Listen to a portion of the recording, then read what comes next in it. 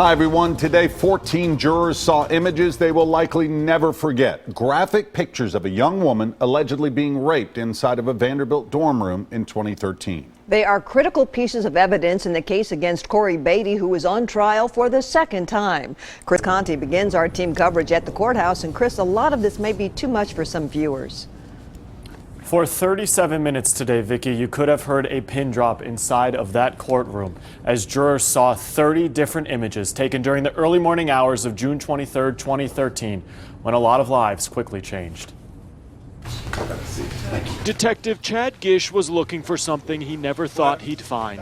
I found evidence of several references to rape. After being told a woman had likely been raped inside Gillette Hall, it was his job to search the phones of former Vandy football players who were suspected of being involved. That's the title of the web search on the Google server that was conducted. And we see it says, "Can police retrieve deleted picture messages?"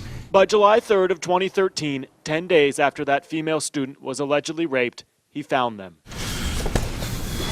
Dozens of thumbnails showing an unconscious female student lying naked inside room 213. Her top has been pulled up, exposing her breasts. The more he looked, the more disturbing the images became, he told the jury today. I know that to be Cory Batey, and he's touching the private area of the victim. She's laying down on her stomach. Her legs have been spread open. For 37 minutes, it went on like this. Inside the courtroom, it was quiet and somber. All jurors could do was watch and listen. Cory Batey, victim's laying down. Her skirt's been removed. Her panties appear to be removed. She's laying on her back. You can see her top is pulled up.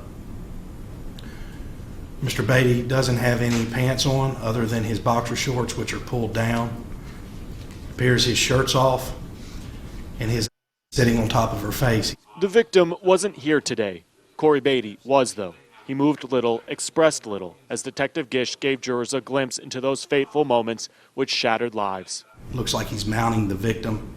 Her arm is to the right of the picture, laying on the tile floor of Vandenberg's dorm room. They are images he never expected to find, but they are images that broke this case wide open. Not an easy day here for a lot of people. The defense did not get to cross-examine Detective Chad Gish. That will happen tomorrow morning. Instead, they had to call one of their witnesses who testified that Cory Batey was possibly blackout drunk when all of this happened. We're live at the courthouse downtown this evening. Chris Conti, News Channel 5.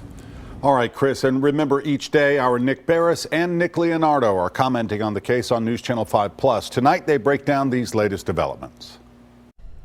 Nick Barris here, along with News Channel 5 legal analyst Nick Leonardo. Our gavel-to-gavel coverage, we're anchoring that. And today, really for the first time, the jury was able to see what many would consider to be the most important piece of evidence for the prosecution, the cell phone video of the alleged sexual assault, rape.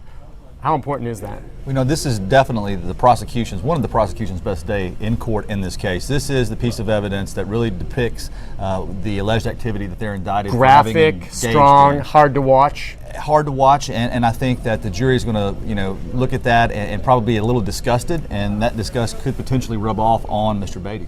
Detective Chad Gish, the one describing it and how he obtained the video. Now, he still has to be cross-examined by the defense. What can they do either with him or later in this trial to kind of explain what happened on that video and why, and maybe make Batey less culpable? Well, I know there's 15 seconds of that video the prosecution's not going to want to have the jury see again, but I do believe that they may go back through some of those excerpts of the video to show that maybe Mr. Batey was intoxicated, maybe he was stumbling. The audio on there, egging him on? That's exactly right. They might point to that, but one thing they're not going to do is continually play the bad portions of this video, and I think that they will try to tie that into the expert testimony that we heard today about Dr. Lippman and intoxication, and somehow already begin to argue through cross-examination of Gish that their client was so intoxicated that he can't be found guilty of the indicted offense. All right. Well, we've heard so far from the prosecution, the defense still to come.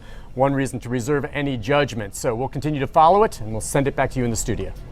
Thank you both, and make sure to keep it right here on the News Channel 5 network. Of course, we have that gavel-to-gavel coverage of the trial each day on News Channel 5 Plus. We're also streaming it online, and you can get a complete wrap-up in every newscast here on News Channel 5.